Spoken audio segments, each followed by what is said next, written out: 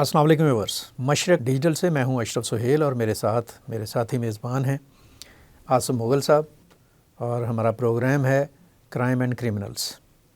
Crime and criminals میں آج ہم ایک بڑی سنسنی خیز سٹوری لے کر آئے ہیں، بہت ہی آپ کہہ لیں کہ ایک اس وقت ہاٹ ٹاپک ہے، نہ صرف یہ کہ لاہور کا بلکہ پورے پاکستان کا۔ ایک سکیم ہوا ہے لاہور کی اچھرا کی گولڈ مارکیٹ میں۔ یہ جو اچھرا کی گولڈ مارکیٹ ہے نہ صرف لاہور کی بلکہ پاکستان کی معروف اور مصروف مارکیٹ ہے۔ کروڑوں کا کاروبار ہوتا ہے سونے کا، لین دین کا اس مارکیٹ میں، اور اس کاروباری مارکیٹ میں ایک سکیم ہوا ہے۔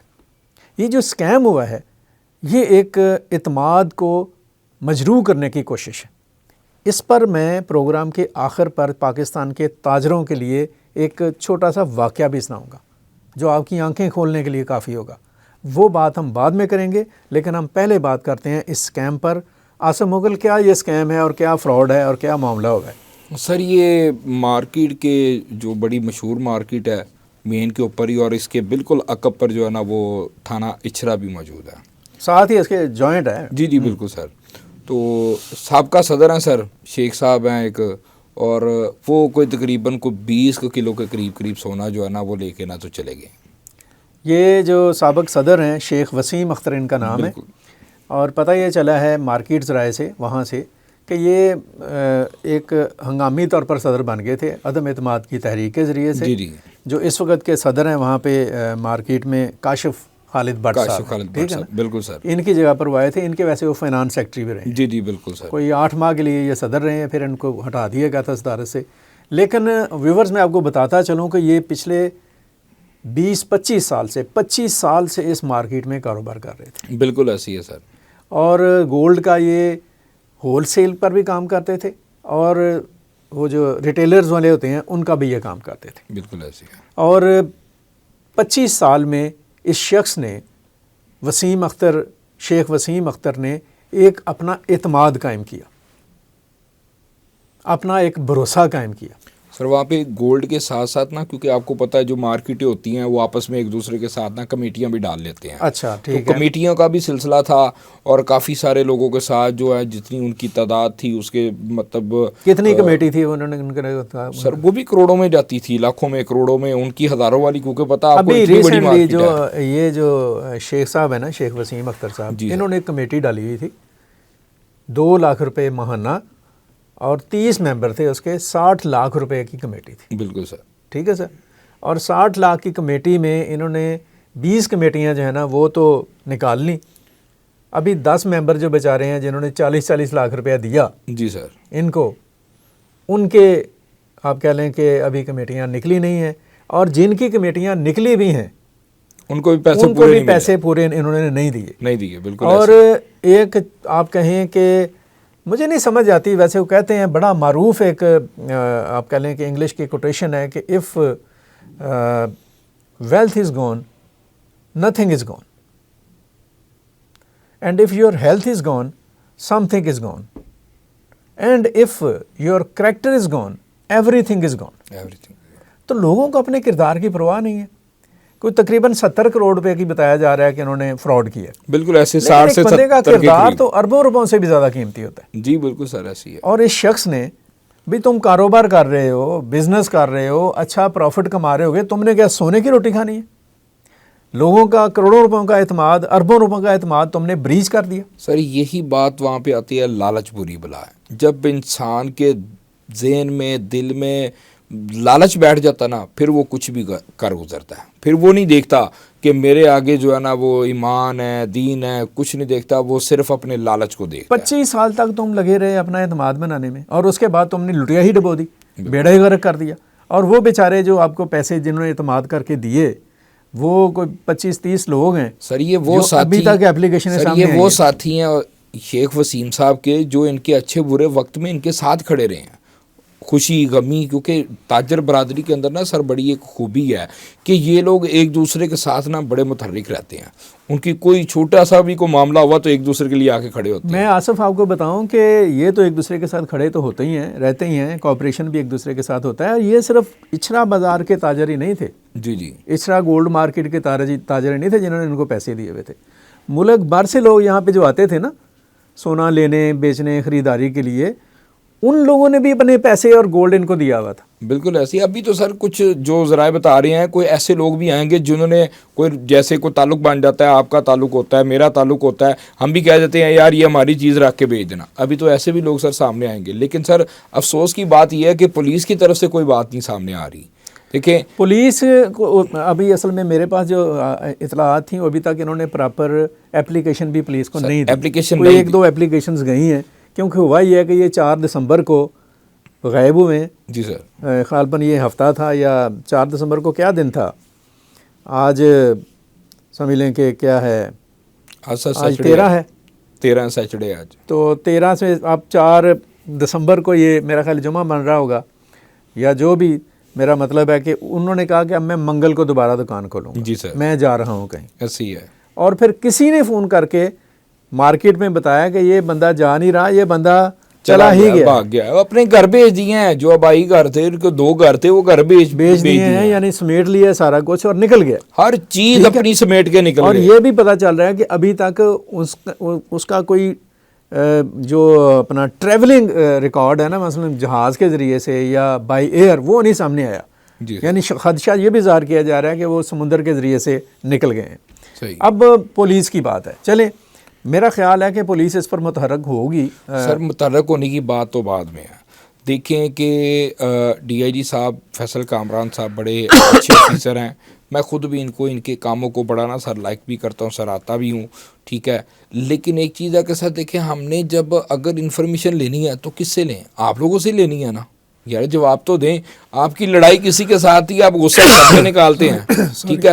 وہ چیزیں ان کی ابھی تک سر نہ ختم نہیں ہو رہی ہیں, کہ وہ ساری چیزیں ہیں کہ آپ کا ایک جو بھی کوئی سسٹم ہے, لیکن آپ لوگ بیٹھے ہیں, آپ ایک پبلک ڈیلنگ آفیسر ہیں, ٹھیک ہے. آپ جواب دیں, آپ لوگوں نے آپ کو جواب دینا چاہیے. نہ سر ان کے ایس ایچ او صاحب نے جواب دیا, نہ ان کی جو ہے ایس پی صاحبہ میڈم شہر بانو نقوی صاحبہ انہوں نے جواب دیا, نہ انہوں نے خود جواب دیا. تو اس میں سر مطلب کہ کیا بات کریں کہ جو چیزیں ہوتی ہیں کہ ہماری کمیونیکیشن ایسی ہوتی ہے کہ ہمارا دامن چولی کا ساتھ ہے. دیکھیں یہ ویسے بات ٹھیک ہے, ڈی اے جی آپریشنز بڑے فعال ہیں, وائبرنٹ ہیں اور بڑے پروفیشنل ہیں. آپ سے بھی سر ریکویسٹ ہے کہ اگر آپ سے کوئی کوئری ہو رہی ہے یا پوچھا جا رہا ہے تو اس کا آنسر تو کریں نا کہ ہم اس پر کیا کر رہے ہیں. ہمیں ویسے امید ہے کہ آپ بہت کچھ کر رہے ہوں گے, بڑے کیسز ہیں جو پولیس ریزالو کرتی ہے. بالکل اسی طرح, اور اس پر بڑا کام ہو رہا ہوگا. یہ بندہ بھاگ نہیں سکے گا, پکڑا جائے گا اگر پولیس نے اپنی نیت بنا لی اس کو پکڑنے کی. تو بالکل سر, تو اس کو تو ایس ایچ او صاحب ہی پکڑ لیں گے, اوپر والی بات تو بڑی دور کی ہے. لیکن سر ایس ایچ او صاحب پکڑ تو لائیں گے, لیکن بعد میں کیا ہوگا؟ نہیں بعد میں دیکھیں, اگر 70 کروڑ پہ ہے سر, دیکھیں 60 سے 70 تقریباً 70 کروڑ, ٹھیک ہے. آپ دیکھیں سر کہ آپریشن ونگ کا کام ہے ایف آئی آر دینا, ایف آئی آر پوری بھی دے دی جائے گی. لیکن ابھی شالم مارکیٹ والا آپ کو واقعہ یاد ہوگا, ادھر بھی سر کو تقریباً 3-4 کروڑ والا واقعہ تھا. اس کیس کو آپ ٹیسٹ کیس کے طور پر لیجئے آصف, ہم اس کیس کا فالو اپ کریں گے. جی سر. آپ کل تو چھٹی آ گئی ہے, سنڈے ہے, آپ پرسوں مارکیٹ جائیں, جی سر, لوگوں سے پوچھیں اور جہاں تک جانا پڑتا ہے پولیس کو فالو کرنا پڑتا ہے کریں. اور اس معاملے کو طے ہونا چاہیے. آئی ہوپس ہو کہ اس کو طے کیا بھی جائے گا. سر اس طرح کے کیسز میں ہوتا عموماً یہ ہے کہ آپ کی چوری اگر 2 کروڑ کی ہو گئی ہے, ایس پی صاحب کون ہے اس ایریا؟ ایس پی صاحب جو ہے نا میڈم ہے شہر بانو نقوی صاحبہ, بڑا نام ہے ان کا بھی بھائی. سر ماشاء اللہ, ان کو کون نہیں ہے جو ان کو نہیں جانتا, وہ تو بڑی ایک دبدبہ اور غلغلہ ہے, دبدبہ بھی اور فیمس بھی ماشاء اللہ سے بہت ہیں. اور ادھر سے ہی اچھرے سے ہی وہ خاتون کو میرا خیال ہے کہ وہ بچانے کے لیے لیا, یہیں سے ان کا وہ ایک فیم کا آغاز شروع ہوا. بہرحال یہ ایک بڑی سٹوری ہے, پولیس کو اس کے اوپر ڈیفینیٹلی رسپونڈ کر رہی ہوگی. آپ اس کا فالو اپ کریں, تاجروں سے ملیں, جو متاثرین ہیں ان سے بات کریں. اگر کوئی یہاں آپ پر بات کرنا چاہے تو ہمارا اسٹوڈیو بھی حاضر ہے. جی سر, آپ اس کے اوپر پراپر ایک ورک کریں منڈے والے دن, اس کو ریسرچ کریں, اس پر انویسٹیگیٹ کریں ہم کہاں تک پہنچے ہیں اور کس طرح سے یہ معاملہ ہونا ہے. میں نے جو آخری بات آپ سے کرنی ہے وہ یہ ہے, تاجروں کے لیے, یہ بھی ایک تاجر ہی تھے جو 25 سال سے وہاں پہ تجارت کر رہے ہیں اور فراڈ کر کے نکل گئے. بہت پہلے کی بات ہے, सैकड़ों साल पहले की बात आप कह लें कि शाम जो है उसके ताजर जो थे वो अपनी दयानतदारी में बड़े मारूफ थे, और जो काफ़िले हज करने के लिए जाते थे सऊदी अरेबिया या मक्का, वो शाम से गुज़र कर जाते थे, उस इलाके से जो गुज़रते थे। और शाम के ताजरों की दयानतदारी और ईमानदारी की वजह से जो हाजी थे या हजाज थे या जो हज के लिए जा रहे होते थे लोग, वो अपनी अमानतें उन ताजरों के पास रखवा के जाते थे। सो एक शख्स ने एक ताजर को एक पोटली दी, कहा कि यह भाई मेरी अमानत है, आप इसको संभाल लें, मैं जब हज करके वापस आऊँगा तो मैं आपसे ले लूँगा, क्योंकि आगे इलाका डाकू चोर राहजन पड़ जाते हैं। उस ताजर ने संभाल ली। अब जब वो हज करके वापस आया वो शख्स, तो वो उस ताजर के पास चला गया, दुकान में चला गया। उसने कहा सर मैंने आपके पास हज पर जाने से पहले एक पोटली रखवाई थी, वो मेरी अमानत वापस करें। उसने कहा अच्छा अमानतें तो बड़ी आती रहती हैं हमारे पास। उस पोटली का कलर क्या था? उसने कहा ये सुर्ख रंग की थी। उसने कहा उसमें अंदर क्या था उसके? उसने कहा ये उसमें 1 किलो सोना था और 1 लाख अशरफियाँ थी, सपोज बड़ी हैवी अमाउंट थी। उसने कहा आप बैठें, आपको आपकी अमानत मिल जाती। वो अंदर गया, वापस आया, अपने मुलाजिम को आकर उनकी पोटली लेकर आए, वो उन्होंने लाकर उसको दे दी। अब वो ताजर उसको पकड़ के पोटली को निकला उस दुकान से और 4-5 दुकानें आगे गया होगा, तो एक और ताजर ने उसको आवाज़ दे दी, ओ भाई साहब किधर जा रहे हैं आप? बुलाया, बैठा के पानी शानी उसको पिलाया, कहा कि यार आपकी अमानत मेरे पास थी, अपनी अमानत तो लेते जाए, मैंने आपको पहचान लिया गुजरते हुए। उसने भी पोटली लाकर उसको दी। वो बंदा परेशान हो गया, उसने कहा यार मैंने तो ये वसूल कर ली। सही। तो उस ताजर ने उस ताजर को, दूसरे वाले को बुलाया कि ये आपने क्यों दी इसको पोटली? उसने कहा देखें शाम के बाज़ार का एक वक़ार है, लोग इस पर एतबार कर रहे हैं, शाम के ताजरों पर। मुझे पता था ये बंदा गलती से मेरे पास आ गया, लेकिन अगर मैं इससे इनकार कर देता, इसको ये दौलत पैसा ना देता, बेशक ये जितना भी था, तो शाम के ताजरों पर इससे भी कीमती जो एतमाद था लोगों का वो ज़ाया हो जाता। तो मैंने वो एतमाद बचाया। आप लोग भी सोचें, हम लोग भी सोचें कि हम लोगों के एतमाद के साथ कैसे धोखा करते हैं।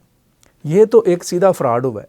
हम ख़रीदारी में धोखा करते हैं, हम चीज़ों को बेचने में धोखा करते हैं, हम मसनूई महंगाई के ज़रिए से धोखा करते हैं, हम लोगों को लूटते हैं, लोगों के एतबार को नुकसान पहुंचाते हैं। इससे बड़ा जुर्म शायद ही कोई और होगा। और सबसे बड़ा लॉस ये है कि if character is gone everything is gone. आज का प्रोग्राम यहीं तक, इस पर फॉलो अप हम करते रहेंगे। अपना बहुत सारा ख्याल रखें। मुझे और आसम मुगल को इजाज़त दीजिएगा। अल्लाह हाफ़िज़। पाकिस्तान पाइंदाबाद।